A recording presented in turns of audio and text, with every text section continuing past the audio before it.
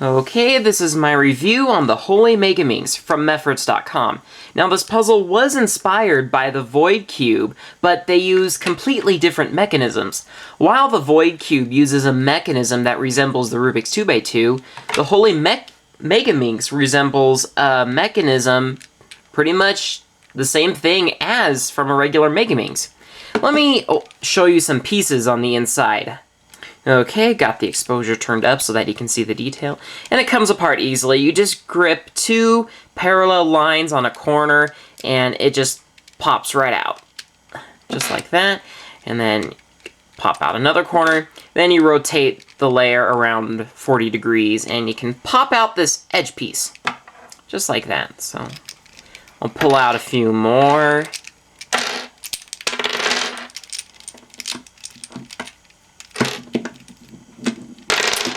And here we are. Notice that it's somewhat of a ball core, and all the pieces fit together as they do on a normal Megaminx. And a nice feature about this puzzle is it has little ball bearings in all of the edge pieces. And those ball bearings fit right into these little holes right there, so that it gives it kind of a clicking mechanism. And it's very small, nothing compared to the V-Cube 6. And it would be nice if the Void Cube had that clicking mechanism, because it's rather hard to handle, you know, trying to keep all the layers misaligned. Yeah. This puzzle can be a little more easier to handle. Although, it's not exactly finger trick friendly, but it is easier to grip it with your hands like this. So the puzzle does seem to handle better than the Void Cube.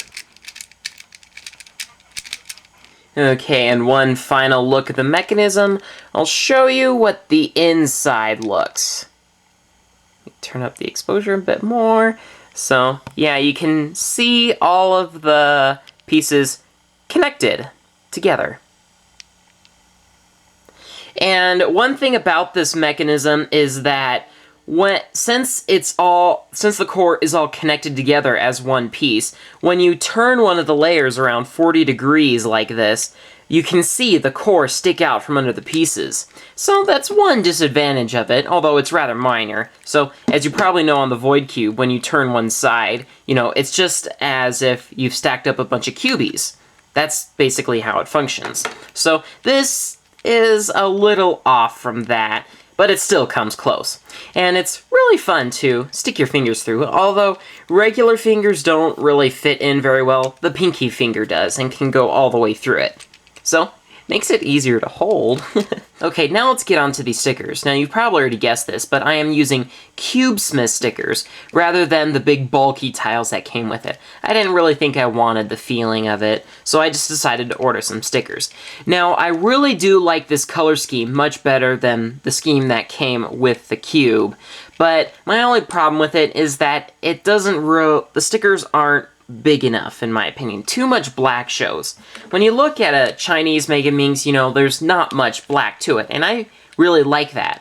But with all this black, like when you see purple, or gold, or dark blue, they kind of look dark, so I would have preferred them to be bigger, but yeah, I am happy with it. Now, unlike the Void Cube, this puzzle actually doesn't have any parity errors, so even though you don't know where any of the centers are, you know, no parity errors occur. So that's really nice. It would have been tough coming up with an algorithm.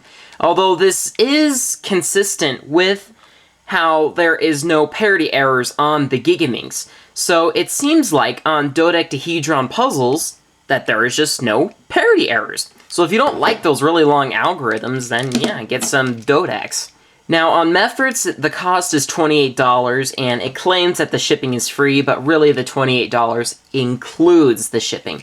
So I would imagine shipping to the US would be $6 or $8, so that would mean the puzzle would be around $20, which I think is a good price for this type of puzzle. So the puzzle has met up to my expectations, you know, it handles just the way I would assume a Holey Megaminx would act. I mean, it's got this nice clicking mechanism, and it's nice and solid.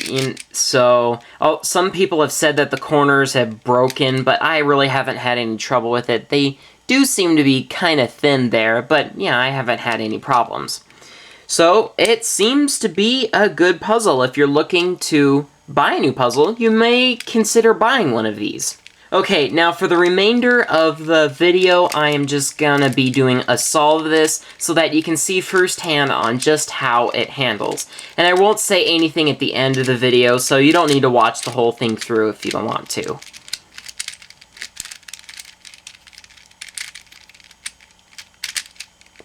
Yeah, I'm gonna turn up the exposure so that it seems rather dark.